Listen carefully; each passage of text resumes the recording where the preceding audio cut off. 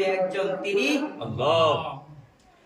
সেজন্য আল্লাহ আজকের খুতবার আয়াতে বলেন, ইয়া আইয়ুহাল্লাযীনা আমানু যকুরুল্লাহা যিকরান কাসীরা ওয়াসাব্বিহুহু বুকরাতাও ওয়া আসীলা। আল্লাহ।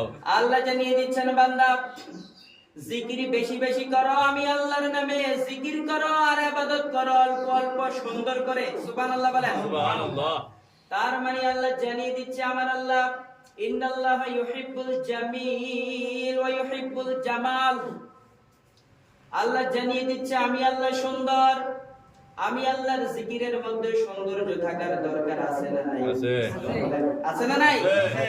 আর সেই জন্য আল্লাহ তাআলা বলছে, আমি যেহেতু সুন্দর, আমার জিকিরের মধ্যে সুন্দর থাকবে আর ইবাদতের মধ্যে সুন্দর থাকবে, ঠিক কি না? ঠিক।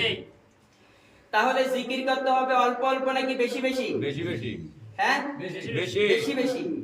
জিকির বেশি বেশি আর ইবাদত অল্প, তবে ইবাদতটা হতে হবে সুন্দর। ধরেন আমি আর আপনি এখন কি নামাজের নিয়ত বাঁধলাম, আমি 2 রাকাত পড়তে পড়তে আপনি 4 রাকাত পড়ে ফেললেন, এরপর আমি 3 রাকাত পড়তে পড়তে আপনার হয়ে গেল 8 রাকাত।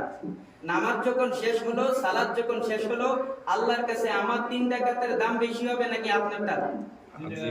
3 রাকাতের বেশি হবে, কারণ আমারটার ভিতরে তাড়াহুড়া নাই, আমারটার ভিতরে আছে খুশুসিয়ত, আমারটার ভিতরে আছে ইখলাস, ঠিক কি না? আর ওইটার ভিতরে আছে তাড়াহুড়া, ওইটার ভিতরে আছে দুনিয়ার চিন্তা ধান্দা, ওইটার ভিতরে আছে দুনিয়াবি মাকসুদ। আর সেজন্য নবীজি বললেন, যেই নামাজের মধ্যে তাড়াহুড়া হয়, যেই নাম্বার ধীরস্থিরের মধ্যে হয় না, ওই নামাজ আল্লাহর কাছে গ্রহণযোগ্য হয় না। নাউজুবিল্লাহ। তাহলে নামাজ পড়বো কিভাবে? ধীরস্থির ভাবে, তাড়াহুড়া করা যাবে না। দেখবেন রমজান মাস আসলে অনেক ইমাম সাহেবরা দুধ খাইয়া শক্তি বাড়ায়। কই ইমাম সাহেব দুধ খান কেন? কই সামনে রমজান আইতেছে, স্পিডে নামাজ পড়া লাগবে। আছে না? বাংলাদেশের ভিতর বেশি দেখা যায় এমন ভাবে সূরা ফাতিহা পড়ে এক নিঃশ্বাসে 7 আয়াত শেষ, এক নিঃশ্বাসে কয় আয়াত? ইমাম সাহেব কিছু বুঝে না, মুসল্লিরাও বুঝে না, শুধু গুন গুন গুন গুন মৌমাছির মতন আওয়াজ। শেষে দিয়ে ইমাম সাহেব যখন ওয়ালাদ-দাল্লিন কইয়া টান দেয়, মুসল্লিরা মনে করে বুঝছি রুকুতে যাইতে হইব, ঠিক কি না? শেষ পর্যায়ে গেছে। এগুলি হচ্ছে আমার দেশের নামাজ। রাব্বুল আলামিন এই নামাজগুলিকে কবুল করবেন না। কিয়ামতের ময়দানে কিছু সংখ্যক মানুষের নামাজগুলি যখন ফেরেশতারা আল্লাহর কাছে পেশ করবেন, রাব্বুল আলামিন বলবেন, ওই নাফরমানগুলির নামাজ আমার সামনে আনিস না। আল্লাহ তাআলা ওই সমস্ত নামাজগুলিকে তাদের মুখের মধ্যে নিক্ষেপ করবে। নাউজুবিল্লাহ। ওই নামাজ পড়বো আমরা না, ওই সমস্ত নামাজ পড়বো না। আমরা নামাজ পড়বো ধীরস্থির ভাবে, রবকে খুশি করার জন্য, ঠিক কি না? ঠিক। তার মানে আমরা জিকির করব বেশি বেশি, ইবাদত করব কম। আর ওই ইবাদতের মধ্যে সৌন্দর্য থাকার দরকার আছে না নাই? আছে। মা আয়েশা রাদিয়াল্লাহু তাআলা আনহা তিনি ইরশাদ করেন, আল্লাহর হাবিব সাল্লাল্লাহু আলাইহি সাল্লাম যখন নামাজ পড়তেন, রাত্রি বেলায় তিনি দাঁড়িয়ে দাঁড়িয়ে নামাজ পড়তেন, গোটা রাত নামাজ পড়তেন মাত্র 2 রাকাত। কয় রাকাত? 2 রাকাত। আম্মা জান আয়েশা বলেন, নবীজি নামাজ পড়তে পড়তে এক পর্যায়ে নবীজির পাগুলি ফুলে যেত, এরপর নবীজি নামাজ বন্ধ করতেন না। সুবহানাল্লাহ। এমনভাবে নামাজ পড়তেন, দাঁড়িয়ে থাকতে থাকতে ওনার পাগুলি ফুলে মোটা হয়ে যেত। এরপর আম্মা জান আয়েশা তিনি আরো ইরশাদ করেন, নবীজি যখন নামাজ পড়তেন, নামাজরত অবস্থায় নবীজি যখন রুকুতে যেতেন, আয়েশা বলতেন, আমি মনে করতাম নবীজি সিজদার কথা ভুলে গিয়েছে। আবার যখন নবীজি সিজদার মধ্যে যেতেন, আমি মনে করতাম আমার রহমতুল লিল আলামিন আমাকে ছেড়ে নাকি চলে গেল, তিনি ইন্তেকাল করলো নাকি। আম্মা জান আয়েশা সেই কথা চিন্তা করে নবীজির পায়ের মধ্যে চিমটি কাটতেন। আল্লাহু আকবার। আল্লাহু আকবার। যখন চিমটি কাটতেন, চিমটি কাটার পরে দেখেন নবীজি এখনো জীবিত আছে। সুবহানাল্লাহ বলেন। সুবহানাল্লাহ। উনি নামাজের মধ্যে আছে, নাড়াচাড়া দেয়। এরপর আয়েশা মনটাকে সান্ত্বনা দিতেন, আমার রহমাতুল লিল আলামিন আমাকে ছেড়ে যায় না।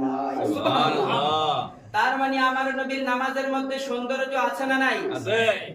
আমার নবী সাহাবায়ে কেরামদেরকে নিয়ে এমন ভাবে জিকির করতেন, আমরাও সেইভাবে জিকির করব ইনশাআল্লাহ। কার মতন জিকির করব? নবীজির মতো। কার মতো? নবীজির মতো। এখনকার আমাদের দেশে জিকির কি নবীজির মতন হয় নাকি? না। এখনকার জিকিরের ভিতরে আছে নাচানাচি, আছে না? আছে। এগুলি কি কোরআন সুন্নাহর আলোকের জিকির? জিকিরের মধ্যে আছে লাফালাফি। জিকির করতে করতে দেখা যায় মুরিদ বাঁশের আঘাত, দেখা যায় না? মোবাইলের মধ্যে আসে না? আসে। এগুলি কি জিকির? আবার দেখা যায় যিনি জিকির পরিচালনা করে ওনার কাঁধের উপর মুরিদরা এসে সাইফা ধরে, নাউজুবিল্লাহ বলে। নাউজুবিল্লাহ। এগুলি কি জিকির? এগুলি জিকির না। আল্লাহর হাবিব সাল্লাল্লাহু আলাইহি সাল্লাম জিকির করতেছে, সাহাবায়ে কেরামরা রাসূল সাল্লাল্লাহু আলাইহি সাল্লামের কাঁধের উপর উঠছে, এমন কোন হাদিস আছে? নাই। রাসূল সাল্লাল্লাহু আলাইহি সাল্লাম জিকির করছেন, আবু বকর লাফ দিয়ে বাঁশের আঘাত করছে, এমন কোন ঘটনা আছে নাকি? নাই। কিন্তু আমাদের দেশের জিকিরের মধ্যে নাচানাচি লাফালাফি আছে না নাই? আছে। এগুলি করা যাবে?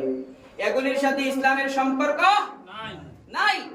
জিকির হবে ধীরস্থির ভাবে, যেটা তালিমের জিকির, সবাই একত্রিত, যেমন আমরা কিছুক্ষণ আগে জিকির করছি না, এটা হচ্ছে তালিমের জিকির। শত শত লোক, হাজার হাজার লোক এক জায়গায় বসে আল্লাহর নামে জিকির করব, এটা জায়েজ, এটা হচ্ছে তালিমের জিকির। কিন্তু জিকিরের ভিতরে যে নাচানাচি, হুই হাই কুই কাই, এগুলি জিকির হতে পারে?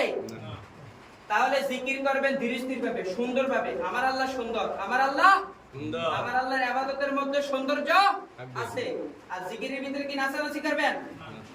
সুন্দরভাবে জিকির করবেন। কিভাবে সুন্দর করবেন? নাচানাচি করিয়া না। সম্মানিত ভাইরা, কোরআন হাদিসে ইসলামের সাথে নাচানাচির জিকিরের সাথে কোনো সম্পর্ক নাই। জিকির হবে সুন্দর, ইবাদত হবে সুন্দর। আর সুন্দর জিকির, সুন্দর ইবাদত গুলিকে কবুল করে নিবে কে? আল্লাহ। আল্লাহ কবুল করে নিবে। এরপর আল্লাহর হাবিব আরো বলেন, তোমরা যখন জিকির করবা, জিকির করার আগে বেশি বেশি আল্লাহকে স্মরণ করবা। এরপর নবীজি আরো বললেন, কাপড় ধোয়ার যেইভাবে যন্ত্র আছে, ময়লা পরিষ্কার করার যেইভাবে যন্ত্র আছে, মানুষের কলবের মধ্যে যখন ময়লা যাবে, ওই ময়লা পরিষ্কারের একটা যন্ত্র আছে, ওই যন্ত্রের নাম হচ্ছে জিকির। আল্লাহর জিকির। সুবহানাল্লাহ। সুবহানাল্লাহ। আর সেজন্য আল্লাহ বলেন, ইয়া আইয়ুহাল্লাযীনা আমানু যকুরুল্লাহা যিকরান কাসীরা ওয়া সাব্বিহুহু বুকরাতাও ওয়া আসীলা।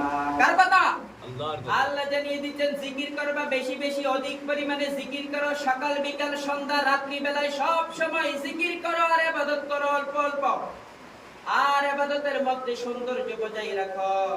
ধীরস্থির ভাবে নামাজ আদায় করো, তাড়াহুড়া ভাবে নামাজ আদায় করবা না, তাড়াহুড়া করে আল্লাহর ইবাদত করবা না। কার কথা? আল্লাহর কথা। আল্লাহর কথা। আল্লাহ যার আদেশ কি মানা যাবে নাকি যাবে না? যাবে। হ্যাঁ, মানা যাবে নাকি মানতে হবে? মানতে হবে। সবাই একটু কথা বলেন। মানতে হবে। মানতে হবে। মানলে মানবো, না মানলে নাই, এমন কি করা যাবে? না। আল্লাহর আদেশ যেটা আল্লাহ বলছে ওইটা মানতেই হবে। সূরা হুজরাতের 2 নম্বর আয়াতে আল্লাহ তাআলা ইরশাদ করেন, আমি যেই বিষয়ের উপর বিধান দিয়েছি, আমি যেই বিষয়ের উপর আদেশ দিয়েছি, ওইটা নিয়ে মতপার্থক্য করা যাবে না। ওইটা তোমাকে মানতেই হবে, মাস্ট বি, মানতেই হবে। বলুন সুবহানাল্লাহ। সুবহানাল্লাহ। এরপর আজকের খুতবায় এসেছে জিকিরের সাথে সাথে ইস্তেগফার পড়তে হবে বেশি বেশি। ইস্তেগফার চিনেন? সুবহান। আস্তাগফিরুল্লাহ, আস্তাগফিরুল্লাহ। সবাইকে বলেন আস্তাগফিরুল্লাহ। এই আস্তাগফিরুল্লাহ, আস্তাগফিরুল্লাহ বললে শয়তান আপনার কাছ থেকে 70 হাত দূরে থাকে। বলুন সুবহানাল্লাহ। সুবহানাল্লাহ। এই আস্তাগফিরুল্লাহ যদি আমরা সকাল বিকাল সর্বদা সব সময় করি, শয়তান কি আমাদেরকে ধোঁকা দিতে পারবে?